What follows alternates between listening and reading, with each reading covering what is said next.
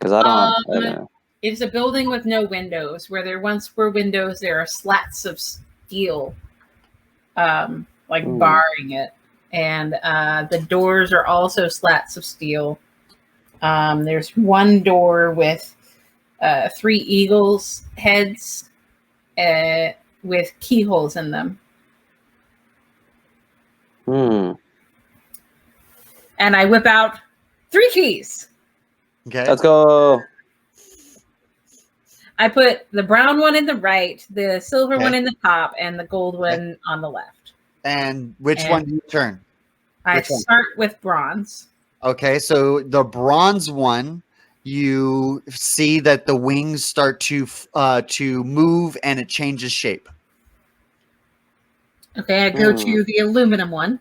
You hear tumblers inside of the door. And I turn the gold one. You see that the symbol is stopped moving, and it now is in the shape of a tree sigil. As I look back to the tree. So the door opens, and inside is several walls coated in shelves with decanters on them. Decanters? Are they glass or something more opaque? They are glass, but it's dark inside. You can't really see. Who has dark vision? Me. I do. And my dragon. Shit. But everybody's got dark vision here. So you notice that the jars are filled with miniature versions of the Obsidian Sorcerer.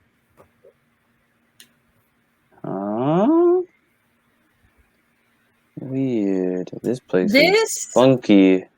Seems like something that should not exist, and I'm not sure how to dispose of it properly. Okay.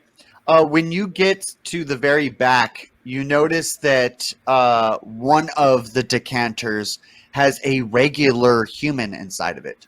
It does not look like the Obsidian Sorcerer. It actually looks more like E. Sloan.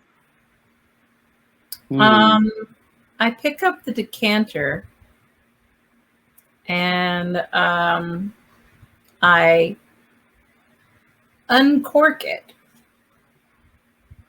Very foul liquid starts to pour out of the decanter into the open water. Gross. I use watery ways to push it back into the decanter and recork that. Okay. You can see that when you recork it, that you left a little bit of regular water inside, and it's the body starts to move inside of the decanter. You're starting to wake it up. Uh-oh. But why is this guy here? Why is he here? When all there is versions of the Obsidian Sorcerer. Was he Sloan once the Obsidian Sorcerer?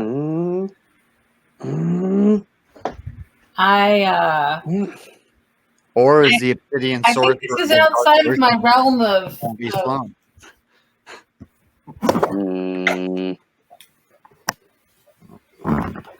Quite interesting.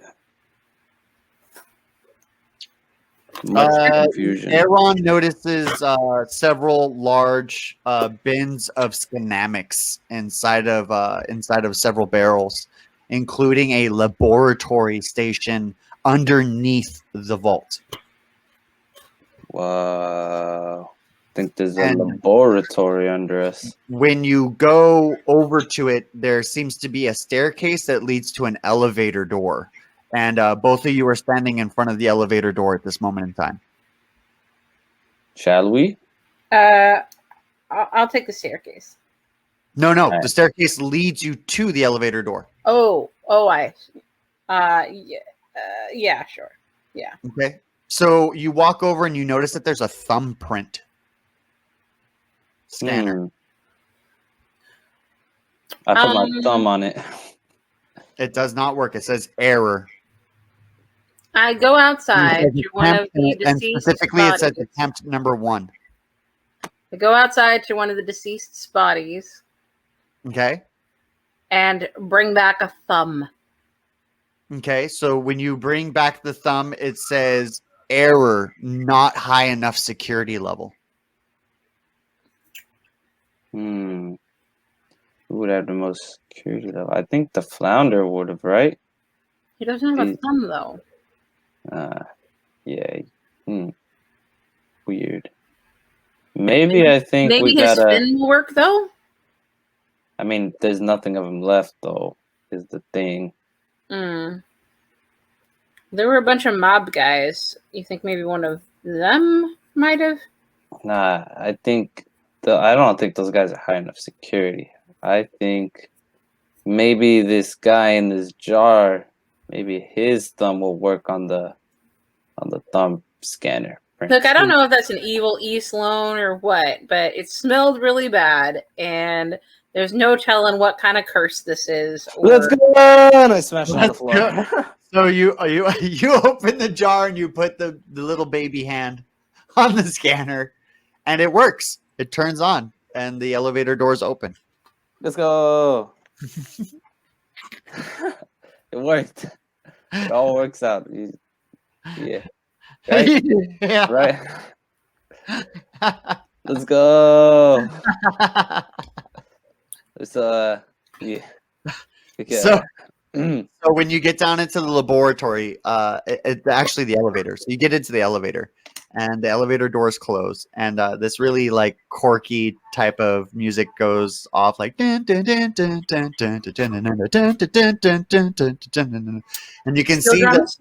you can see that the fetus inside of the jar starts to like jiggle and dance to the music, and and so you look over to see how many floors, and it doesn't say how many floors. It's actually in a strange language, and you can see the lights just fly by the door frame itself as it goes faster and faster.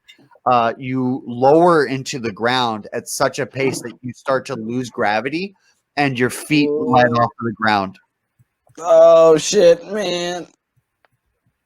So you start to slow down, and the elevator comes to a stop, and the doors open, and in front of you is a large phylactery where you can see gigantic plumes of black and green gas being condensed in gigantic glass decanters into a thick green liquid that is pumped into the fuel pipelines going throughout the entire underneath structure of the planet itself.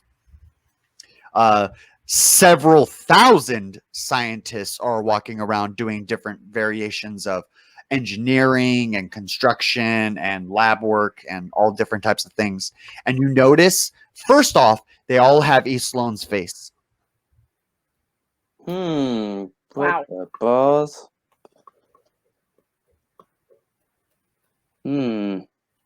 I kind of look around to see if there's a coat rack or a coat hang rack thingy. There is, right next to the outside of the elevator. It's right there on the left-hand side. All right, I put one on. I follow suit. Okay. And let me see what the dog doing. Give each one of you guys about 3,000 experience for everything you guys have done so far. Nice. And with that, I transform my face to look like East Loan's. Oh, nice. Okay. Can you do that to me? You want to get bit? No. Then oh wait, I got you. I whip out my quote unquote invisibility cloak. And here, put this on. Oh, okay. Wow. I swap the lab coat for the invisibility cloak. And then bada bing, bada boom. So you notice when you're walking through, you're kind of having conversations with several of the scientists, regular conversations. Hi, Jim. Hey, Meg. How's it going, Greg? It's good today. You know, the phylactery is really boiling over, if you know what I mean. And and they're all just having a normal conversation about their workday. And so they go from where you're at the front entrance of the elevator down a long corridor, and you see all of the different types of like experiments going on and everything. You go for a total of 600 feet, and at the end of the corridor you can notice that there's a conveyor belt of boxes with several of the same type of jars that you're carrying in your hand, and all of them are filled with obsidian sorcerer copies. What? They making obsidian sorcerers? Or copies of him? Aaron, you notice at Hmm. this moment in time, you recognize the candle maker's voice come up over the left-hand side as he starts to command a fleet of his undead as they bring in these large jugs of green slime. Hmm. Hmm. This is a situation. I walk over to the big pump. I kind of examine it to see how it works and what they're gonna do with this green sludge. They're pouring the green slime into a mixer, and the mixer is around 300 feet large, and it's just churning all of this green mass. And on the other side, you can see that this funnel is spewing out a certain amount of it into a mold. And when the mold goes onto the conveyor belt, you can see a light of black, a pure black light that's contained in a portion of crystal shoots down through a laser onto the green slime. And then when it goes down, you can see that it's now in the shape of the obsidian sorcerer.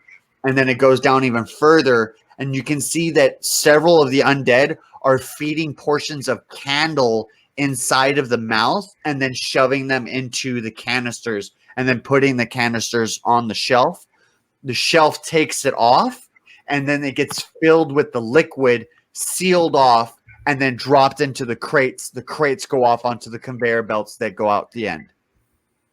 Hmm. Kind of walk over to Jim. Hey, Jim. What they gonna do with those little sorcerer fellas? Well, the orders come in. We just fill them. Ah, yeah. But you ever wonder? What they do?